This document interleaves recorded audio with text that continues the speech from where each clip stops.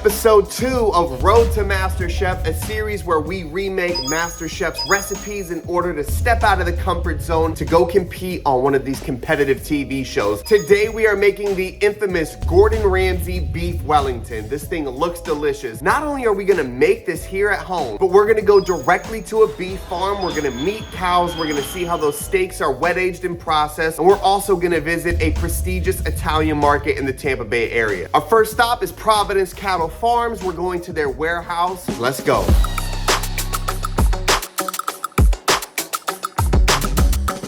It is very bright outside, but right now we are outside of their warehouse where they pack and distribute locally. So we're gonna go get an inside look and then we're gonna go see some cows. Let's go. All right, so this entire place is 34 degrees because all of these steaks that are in these boxes, check this out, these are currently wet aging. So these wet age for, you said 45 days? 45 days, sir. 45 days, and these cows are raised and completely processed here in Florida. As you can see, they got that fresh from Florida stamp. We've got grass-fed, grass-finished Kanya steaks right here. If you guys have not tried one of these are amazing. It's so cold in here, I can see my breath, and they gave me this thick jacket. I can't feel my nose.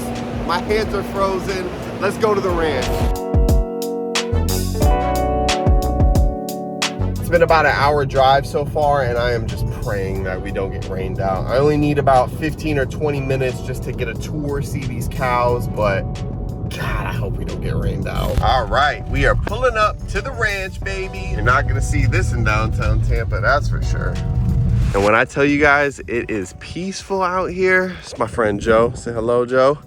He's giving me the tour. These are all his lovely cows. Check that out. That is Mama. He's got a baby back there. This is what I wanted to show you guys though. Let me zoom in on this guy. This is an Akaushi bull, which will produce Wagyu steak with its offspring. So here's a couple of his friends.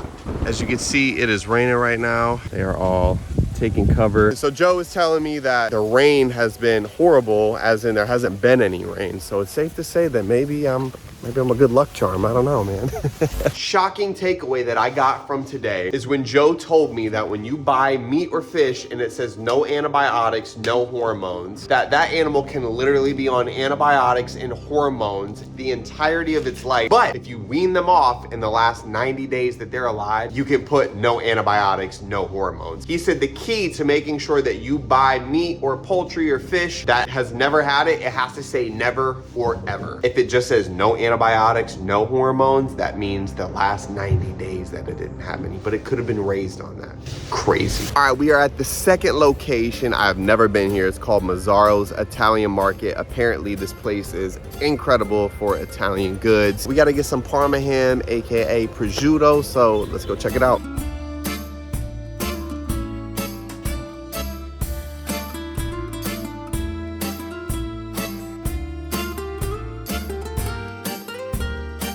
Little spice aisle. Check this out. Sick. Caraway, marjoram, lavender. They have a whole wine section, and then they have a whole cheese section. So there's a bunch of cheeses right there.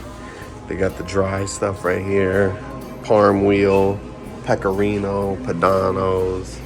So sick. Fresh pulled mozzarella made every day. All right, the boys are slicing up the prosciutto right now. All the fresh desserts, fresh baked breads. All right, so I'm trying to find Jacqueline. She loves cheese, so we're over here trying to find some cool different cheeses. All right, so we've got here is a Moliterno al Tartufo, which is basically a truffle cheese. Cheers. That's so good. I need some of that for her.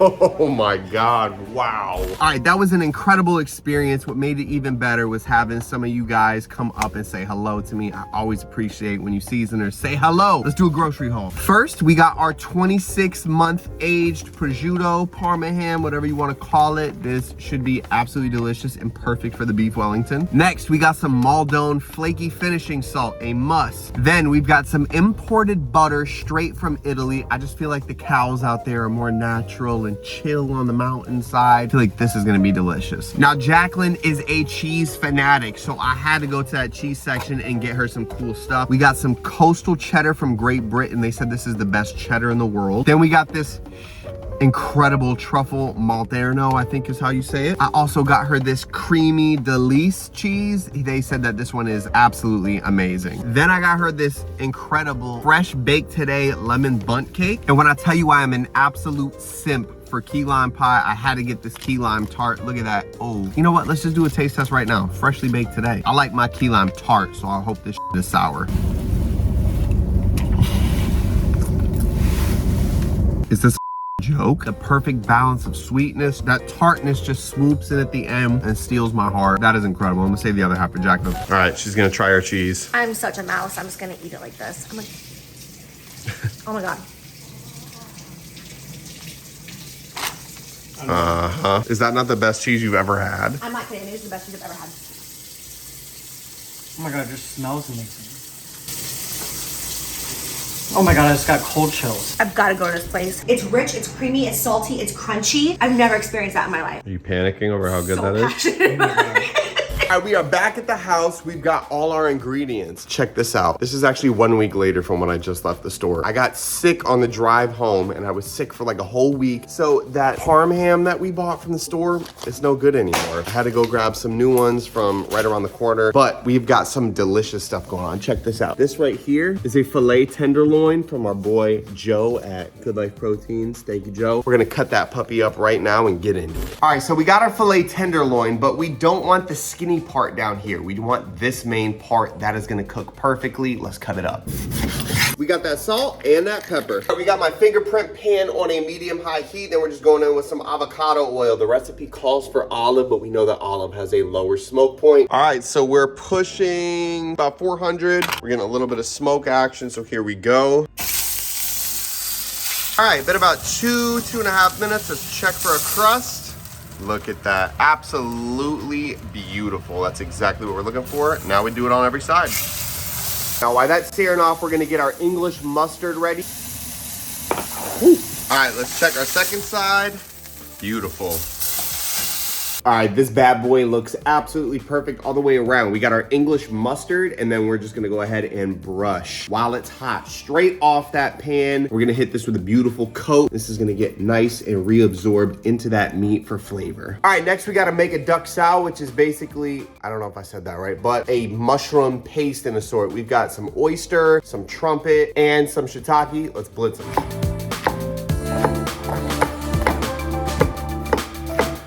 All right, now we just pop our mushrooms into our food processor. I just chopped them up so that they would all fit. All right, check this out. So these are our mushrooms. Listen to this. Soaking wet. There's a ton of moisture in here and there's a puff pastry. So moisture is the enemy right now. So what gets rid of water? Heat. Let's hit the stove. All right, so in the original video, he just throws the mushrooms in a dry pan, but his newer renditions of this recipe show a little bit of butter and then shallot and then the duck sao because he's layering flavor. All right, now that these shallots are getting a little toasty, we're taking our mushrooms. We gotta get the water out of here. So we're gonna go ahead and we're gonna spread this around and mix this up and we should see a ton of water start to pool up. All right, now that this is really going, I've got thyme leaves. We're gonna pop our thyme leaves in. We're also gonna go pepper and some salt.